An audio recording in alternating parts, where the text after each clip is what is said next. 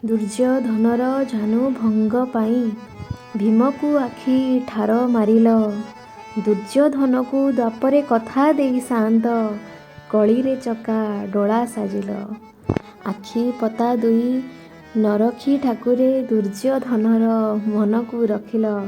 ଆହା କେଡ଼େ ଦୟାଳୁ ସାଜିଲ, ସତେ କେଡ଼େ ଦୟାଳୁ ସାଜିଲ।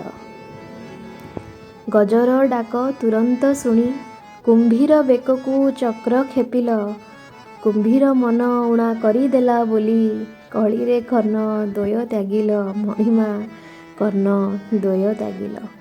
କାନ ଥିଲେ ସିନା ଶୁଣିବି ଡାକ ଯେ ନିରୀହକୁ ହତ କରିବି। କାନ ଦୁଇଟି ନଥିଲେ ଆଉ ଭକତ ମନକୁ ରଖିବି, ସତେ ଭକତ ମନକୁ ରଖିବି। ନିଜ ସ୍ୱାର୍ଥ ପାଇଁ ସୁଗ୍ରୀବ କଥାରେ ବିନା ଦୋଷେ ମୋତେ ଶର ଖେପିଲ। ଅଭିମାନ କରି ବାଳି କହିଦେଲା ବୋଲି ତ୍ରେତୟାରେ ତାକୁ ବଚନ ଦେଲ। କଳିରେ ଆସିବି ଜଗନ୍ନାଥ ରୂପେ, ପାପୁଲି ନଥିବ ମୋରରେ। ଖଣ୍ଡିଆ ହାତରେ ରତ୍ନ ସିଂହାସନେ ଜଗତ ପାଳୁଥିବିରେ, ମୁଁ ଜଗତ ପାଳୁଥିବିରେ। ବାଳି ଅଭିଶାପେ ମଧୁର ବୃକ୍ଷ ଯେ ନିମ୍ବ ପିତା ରୂପ ଧରିଲା। ହରି ପାଇଁ ବିନା ଦୋଷେ ଅଭିଶପ୍ତ ହେବାରୁ କଳିରେ ନିମ୍ବ ଦାରୁରେ ଶୋଭା ସେ ପାଇଲା।